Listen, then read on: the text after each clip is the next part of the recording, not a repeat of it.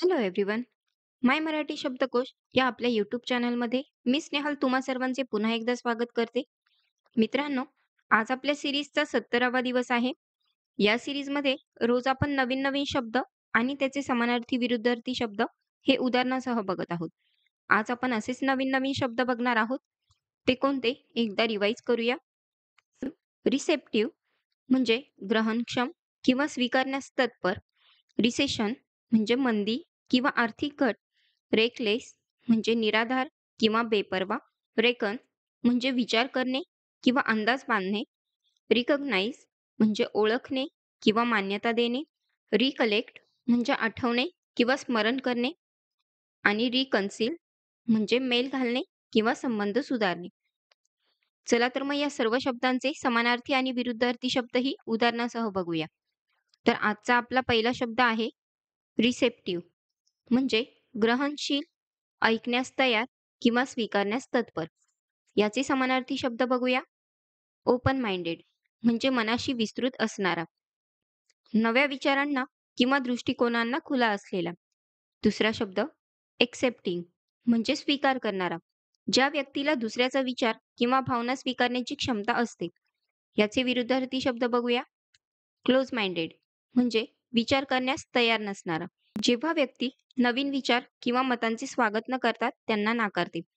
दुसरा शब्द इंटॉलरंट म्हणजे सहन न करणारा, जेव्हा एखादी व्यक्ती दुसऱ्या व्यक्तीच्या मतांचा आदर करत नाही किंवा त्यांना नाकारते. याचे उदाहरण बघूया. She was receptive to the new changes in the project. ती प्रकल्पातील नवीन बदलांसाठी ग्रहणशील होती. नेक्स्ट वर्ड रिसेशन म्हणजे मंदी, आर्थिक घट किंवा घट होणे. याचे समानार्थी शब्द बघूया. डिप्रेशन म्हणजे आर्थिक मंदी, एक दीर्घकालिक आणि गंभीर आर्थिक घट. दुसरा शब्द डाउनटर्न म्हणजे अधोगती किंवा मंदी, व्यवसाय किंवा अर्थव्यवस्थेतील नकारात्मक बदल किंवा घट. याचे विरुद्धार्थी शब्द ग्रोथ म्हणजे वाढ किंवा वृद्धी, एक सकारात्मक आर्थिक वाढ किंवा प्रगती. दुसरा शब्द एक्सपेन्शन म्हणजे विस्तार, एखाद्या उद्योगाची किंवा अर्थव्यवस्थेची वाढ होणे. याचे उदाहरण बघूया. The country went into a recession after the stock market crash. Stock market crash झाल्यानंतर देशात मंदी आली. नेक्स्ट वन रेकलेस म्हणजे निराधार, बेफिकीर, विवेकहीन किंवा बेपर्वा. याचे समानार्थी शब्द केअरलेस म्हणजे उत्साही किंवा सावधगिरी न ठेवणारा, जेव्हा व्यक्ती आपल्या कृतीबद्दल सावधगिरी न दाखवता वागत असतो. दुसरा शब्द इरिस्पॉन्सिबल म्हणजे जबाबदार नसलेला, जेव्हा एखादी व्यक्ती आपल्यावर असलेली जबाबदारी न घेता वागत असतो. याचे विरुद्धार्थी शब्द बघूया. कॉशियस म्हणजे सावध किंवा काळजीपूर्वक, जेव्हा व्यक्ती प्रत्येक कृतीच्या बाबतीत सावधगिरी ठेवतो. दुसरा शब्द प्रुडंट म्हणजे विवेकी किंवा शहाणपणाचा, विचारपूर्वक आणि शहाणपणाने निर्णय घेणारा. याचे उदाहरण बघूया. His reckless behaviour put everyone in danger. त्याचे निराधार वर्तन सर्वांना धोक्यात टाकत होते. नेक्स्ट वर्ड रेकन म्हणजे विचार करणे, अंदाज बांधणे किंवा समजणे. याचे समानार्थी शब्द बघूया. बिलीव्ह म्हणजे विश्वास ठेवणे, एखाद्या गोष्टीवर विश्वास ठेवणे किंवा ती सत्य मानणे. दुसरा शब्द एस्टिमेट म्हणजे अंदाज बांधणे, एखाद्या गोष्टीचा अंदाज किंवा माप घेणे. याचे विरुद्धार्थी शब्द बघूया. इग्नोर म्हणजे नजरअंदाज करणे, एखाद्या गोष्टीकडे दुर्लक्ष करणे किंवा त्याला महत्त्व न देणे. दुसरा शब्द डिसरिगार्ड म्हणजे उदासीन असणे, कोणत्याही गोष्टीकडे दुर्लक्ष किंवा अवहेलना करणे. याचे उदाहरण बघूया.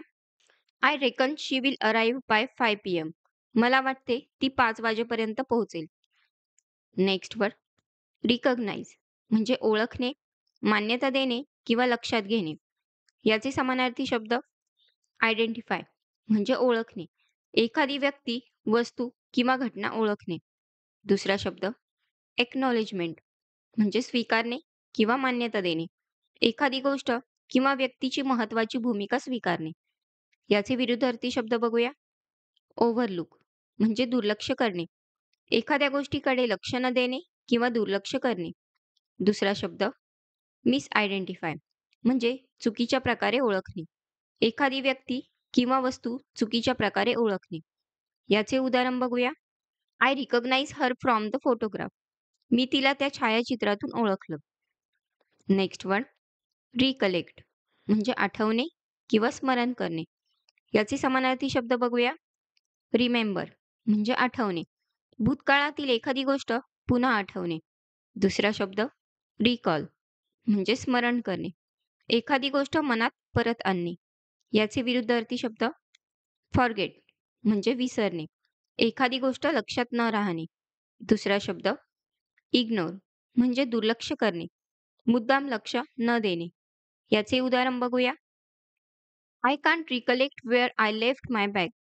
मला आठवत नाही की मी माझी पिशवी कुठे ठेवली.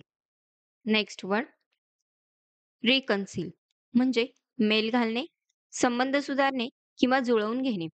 याचे समानार्थी शब्द बघूया. सेटल म्हणजे निर्णय करणे किंवा तडजोड करणे. वाद किंवा मतभेद समाप्त करणे. दुसरा शब्द रिझॉल्व म्हणजे सोडवणे. कोणताही वाद किंवा अडचण शांतपणे सोडवणे. याचे विरुद्धार्थी शब्द बघूया. डिसएग्री म्हणजे असहमत असणे, एकमत न होणे. दुसरा शब्द सेपरेट म्हणजे वेगळे होणे, एकत्र नसणे किंवा वेगळे होणे. याचे उदाहरण बघूया. They decided to reconcile after years of misunderstanding. अनेक वर्षांच्या गैरसमजुतीनंतर त्यांनी जुळवून घेण्याचा निर्णय घेतला. तर हे होते आजचे काही शब्द मित्रांनो. आय होप तुम्हाला व्हिडिओ नक्कीच आवडला असेल.